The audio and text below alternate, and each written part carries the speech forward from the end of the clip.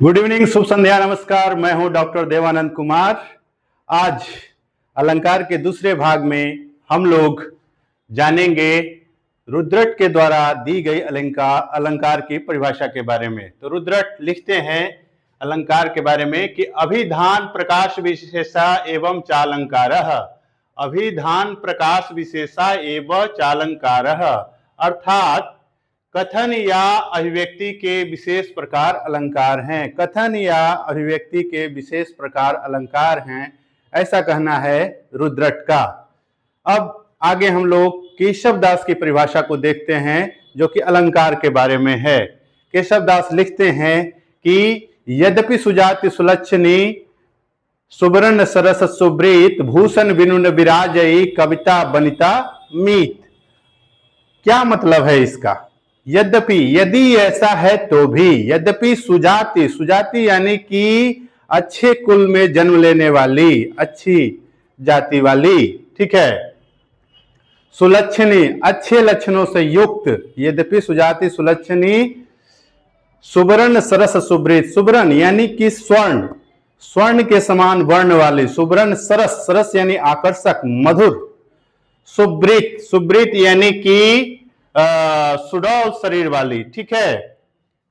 सुवर्ण सरस सुब्रीत भूषण बिनु न विराजे। भूषण यानी आभूषण के बिना, भूषण बिनु मतलब उसके बिना, आभूषण के बिना न विराजे, शोभा पाती है। कौन? कविता। बनिता, बनिता यानी स्त्री। मीत, उसके जैसे। यानी कि यदि कोई स्त्री अच्छे कुल में जन्म ली हो, ठीक है, अच्छे कुल में जन्म ली हो, अच्छे लक्षणों से भी युक्त हो और सुडौल शरीर वाली भी हो, लेकिन उसके बाद भी आभूषण के बिना, उसके बाद भी आभूषण के बिना ठीक वैसे ही शोभा नहीं देती है जैसे कि कविता, वनिता, स्त्री, ठीक है। स्त्री अच्छे कुल में जन्म लेने के बावजूद भी आभूषण के बिना शोभायमान नहीं होती है, वैसे ही कविता भी अलंकारों के बिना शोभा नहीं पाती है। तो ठीक है।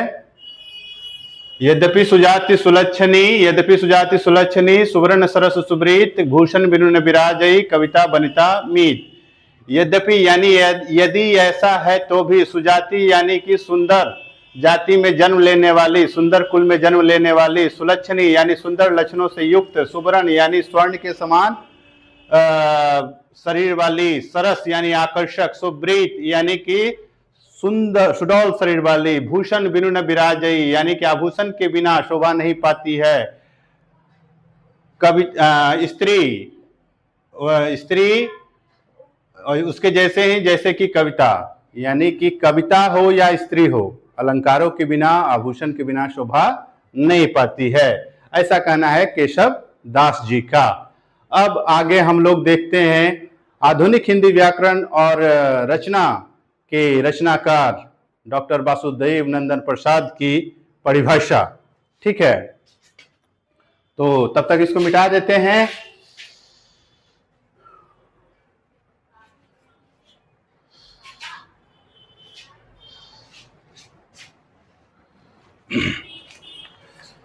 डॉक्टर वासुदेव नंदन, डॉक्टर वासुदेव नंदन प्रसाद, डॉक्टर वासुदेव नंदन प्रसाद। आप लोग जानते हैं कि इनकी किताब की नाम, इनकी जो व्याकरण की किताब है उसका नाम है आधुनिक हिंदी व्याकरण और रचना, ठीक है।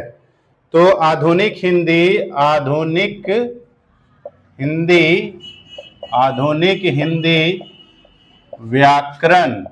व्याकरण और रचना, ठीक है, रचना।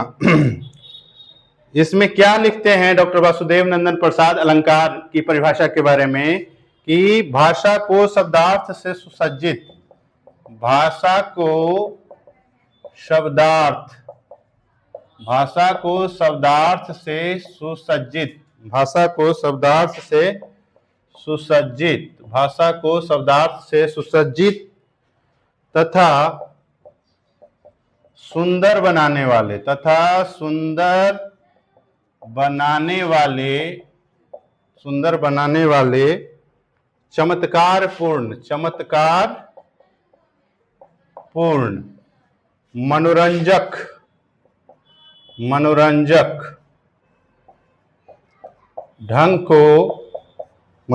ढंग को अलंकार कहते हैं।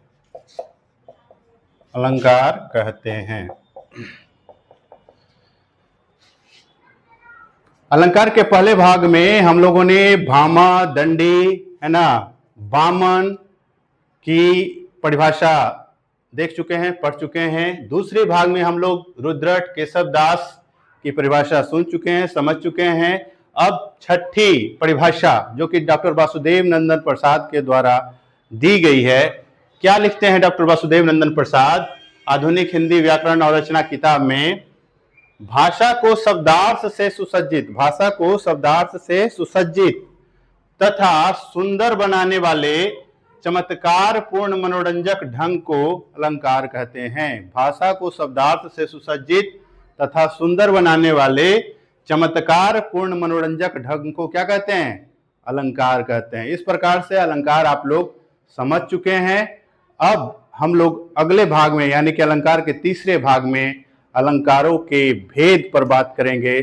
तब तक के लिए पढ़ते रहिए, मस्त रहिए। धन्यवाद।